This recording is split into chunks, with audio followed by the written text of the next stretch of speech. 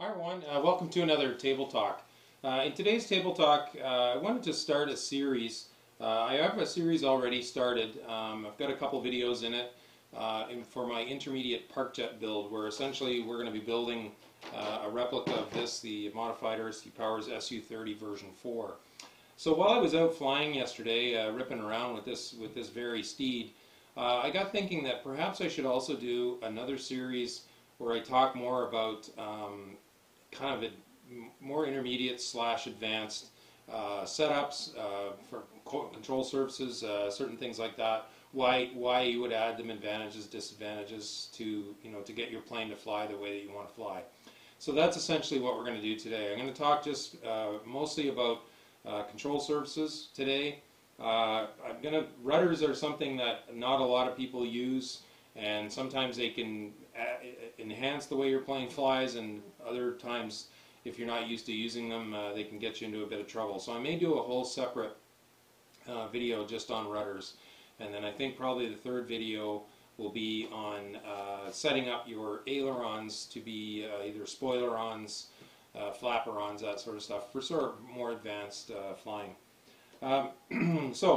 You've already been flying park jets for a little bit. You've been ripping around maybe with your MiG-29 version 1, elevons only, just having a great old time. And you're starting to feel pretty comfortable, pretty confident. And now maybe you're thinking about, well, I'd like to try and upgrade, add some control surfaces, more control surfaces to my plane, and see where I can take it.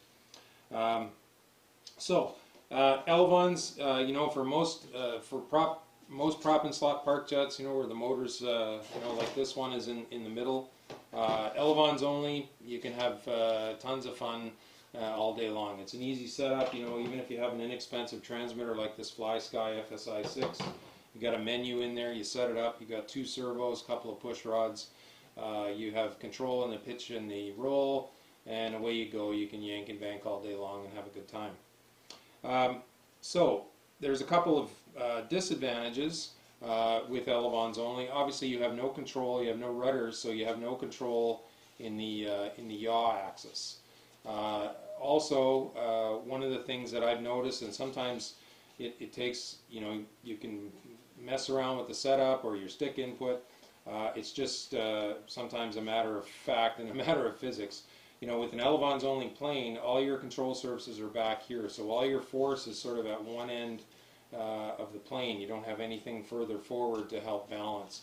And sometimes what will happen is, you'll go into a roll, and the nose, rather than the plane rolling, nice and axially like it was on a wire, is the plane will kind of do sort of a half barrel rollish type of thing, or like a it's got a hula hoop around it. So maybe you want to have your plane do much more crisp axial rolls.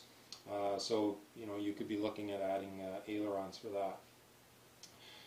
Okay, one thing I would suggest is, if you are looking at, you've built a plane maybe similar to this, a scornful plane, but you're not quite sure you want to jump into extra control surfaces right away, is a very simple thing to do is you can cut out the control surfaces, cut out the extra control surfaces, your rudder and your ailerons if you want to go that far.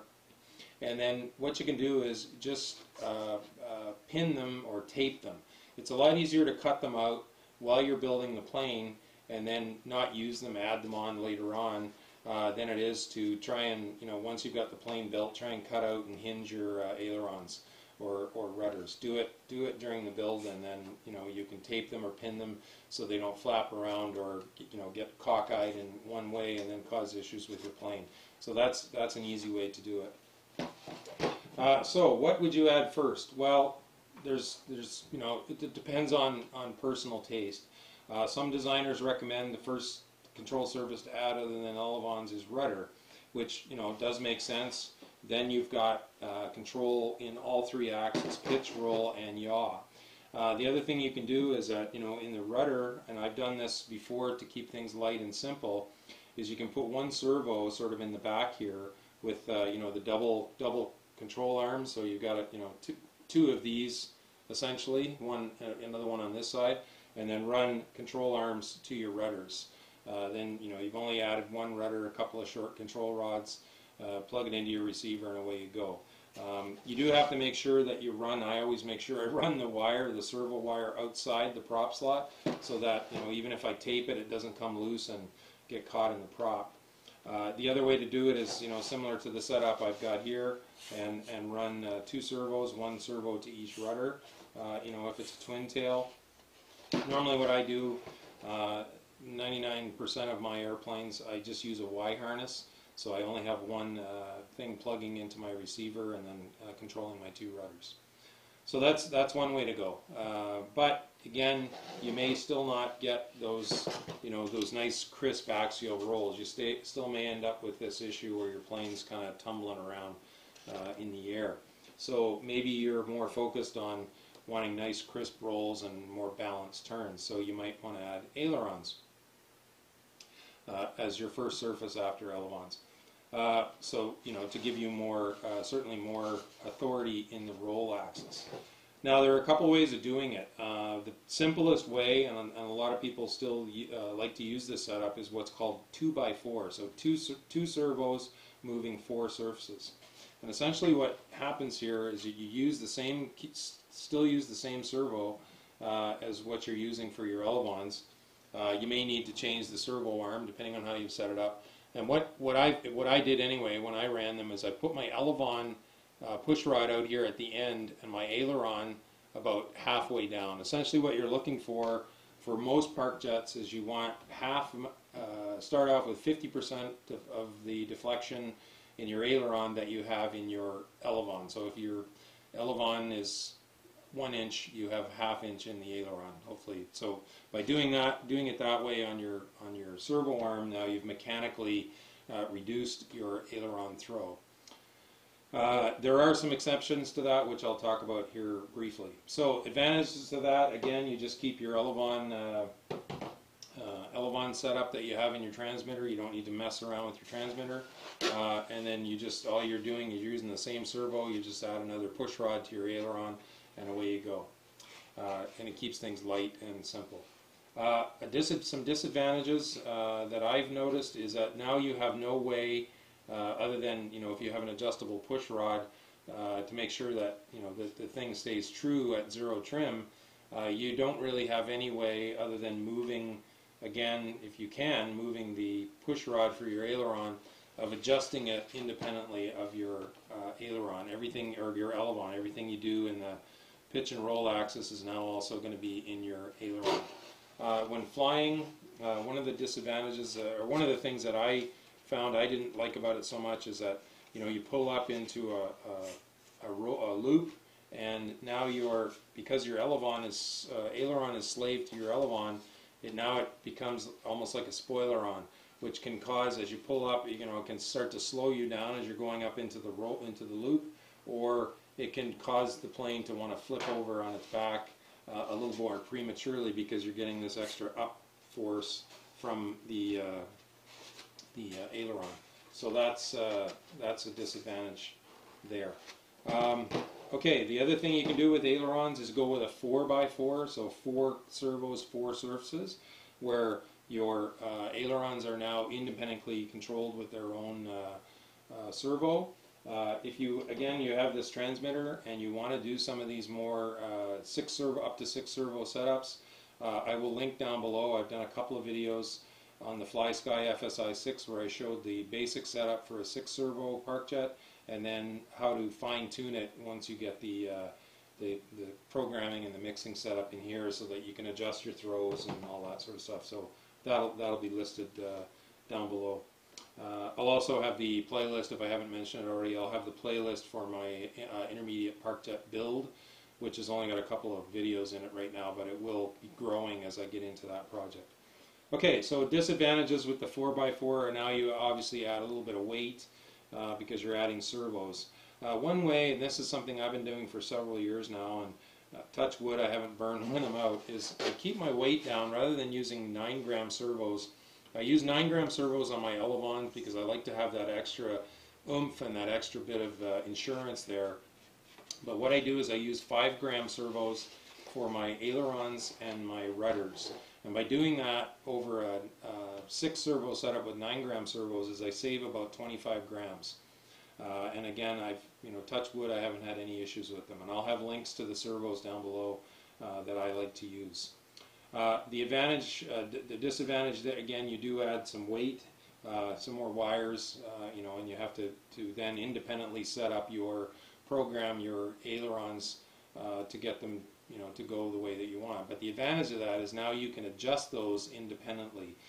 For example, if you're using a plane, flying a plane like the T50 here, or the T50 version 5, or the RC Powers F22 version 5, what I found is that because the aileron and the elevon are physically so close together, is that I needed almost very close to the same amount of throw in my aileron as I did in my elevon to get that nice crisp axial roll.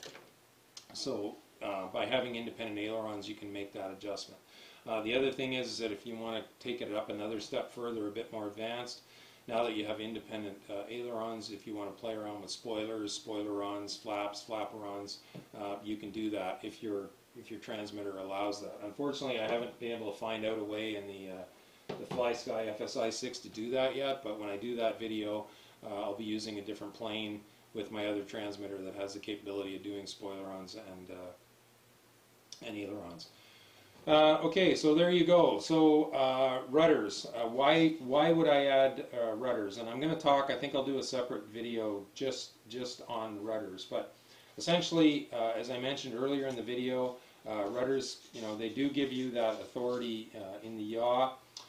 In all honesty, I mean, I build all my planes when I can with rudder, and I've got used to using it. So when I do fly a plane that's elevons only, I do find myself sometimes looking for that rudder to get it to do something, and then realize, oh, I don't have rudders, so it won't do that. But rudders do help if you do want to fly around slow and have the turn authority. Rudders help you to keep the nose sort of turning flat in the yaw axis. If you're flying high alpha and you put in roll input to turn the plane, quite often what will happen is, now because you're already slow and in a fairly extreme angle of attack, is it'll cause the plane to tip stall. So rudders are definitely useful there.